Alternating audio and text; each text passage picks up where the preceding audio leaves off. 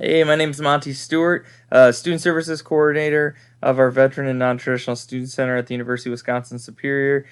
So I've been working there, going into year 7 now this year. So I'll tell a little background about me, who I am. Actually grew up just north of a little small town called Sheldon, Wisconsin, about population 250, and I grew up on a dairy farm there, so a couple hundred acres of farmland. So that's kind of where I grew up. I actually went for communication for my bachelor's when I first went back to school. So I worked in at a radio station throughout high school, and then had the opportunity to work in radio for a while before I actually was able to come back and work in higher education. So really got my start working in higher education during my undergrad, as I worked for a few years with orientation and through our first year experience programs that we had, and then also in campus recreation. So worked quite extensively there for doing that, and definitely missed it. I could tell when I was in radio I was missing something, and unfortunately, from our dean of students, had the opportunity and was asked to come back and work at the institution. So I was able to come back, and I actually worked in campus recreation and within our veteran and non-traditional student center, kind of a split role for a couple years, and now I've been working primarily in our veteran and non-traditional student center for going on. Well, this is year 7 now at the institution, like I had said. So really just enjoying that role at UW Superior, and it's really been a lot of fun. And over the last couple years, we've our department has or our unit has fallen under our Department of Equity, Diversity, and Inclusion, which we were able to create within the last few years and kind of helped work on that. And so it's really been rewarding to do equity, diversity, and inclusion work these last couple years, and be able to embed that into what I'm doing, working with adult learners and parents and veterans and their families. So that's been really valuable for me. But that's just kind of the brief little bit about me, who I am. And so I know you wanted us to talk about a time when we felt leadership demonstrated us at our best. So I just think there's maybe a few different things. It's tough to pick maybe one moment or time when you felt your leadership demonstrated you at your best. So I think just trying to be, your best self every day, and even days where maybe you're not feeling up to it, being able to lead by example for the individuals that you're working with, and even the students that I have working for me, the professional staff I have working for me, and really being able to build them up so that they're able to be leaders for the rest of our campus and for the rest of the students that we're working with on a day-to-day basis. And I think a lot of times too with my leadership, it's focusing on there's really not that hierarchy system, and knowing that we're a team. I always try to lead with the team mentality, and even my student staff that are working for me, if there's ways that we can improve things, I always talk to them about letting me know. I'm very transparent in that process, and also giving them that autonomy to be able to be leaders. And I said, hey, now is your time to fail, and now is your time to really gain some of those skill sets that you're going to need moving forward, and gain those transferable skill sets. So I think those are some things that kind of highlight my leadership.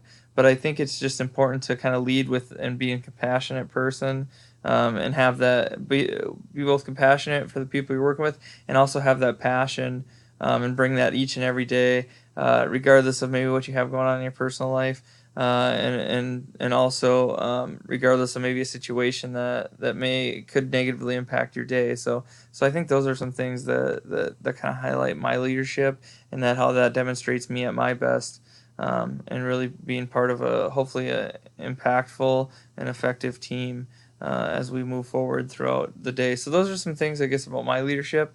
And then also, what institution types of higher education do you aspire to work?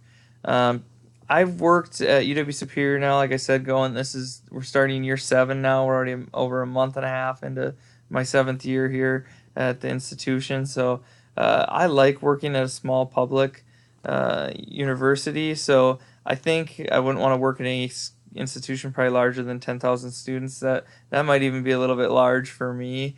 But I like working at a public institution right now. But I don't think I'd ever want to work at a large institution like a D1 school. So that's the type of institution I like to work at. I like public right now. I wouldn't be opposed to private, and I don't know if I'd want to necessarily. I don't know if I want to do community college. I think I'd be open to that though, because as I think about an institution type, UW Superior is very much so. I think an access school.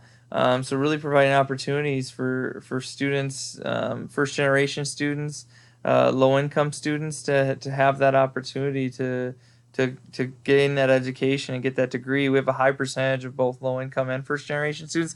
I was that student, both low income and first generation. So I think being able to work with those students, uh, I think you can make a greater impact sometimes with the students that are first generation low income, and so I really think I'd like to continue to work at a school that's maybe an access school and giving students maybe their first opportunity to gain an initial education and move towards that bachelor's degree. Types of position I aspire to hold. I think being a dean of students someday, that's kind of been the ultimate goal. So that's really kind of the one position I've kind of aspiring to move towards. So hopefully continue to do that.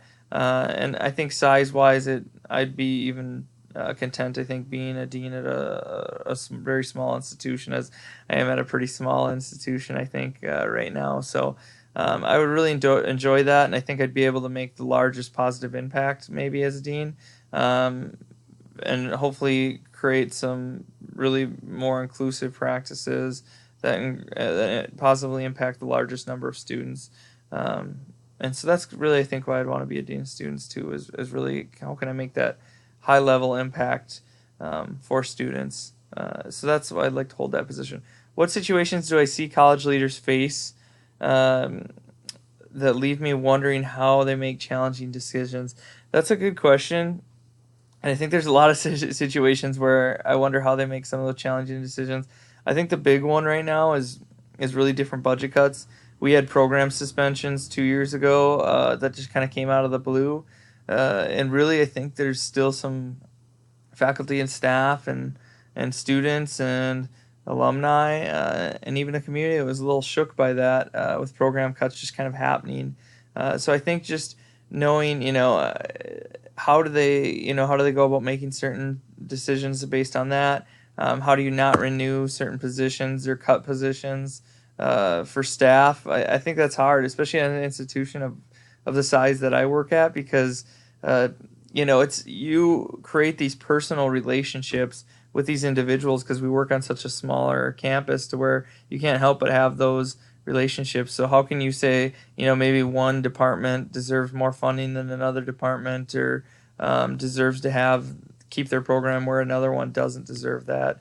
I think that's the most challenging decision that college leaders have to make, and how you approach that situation too, and what does that transparency look like? So that's really the situation where I think college leaders are, it's tough decisions, and a lot of times it's a no-win situation for them.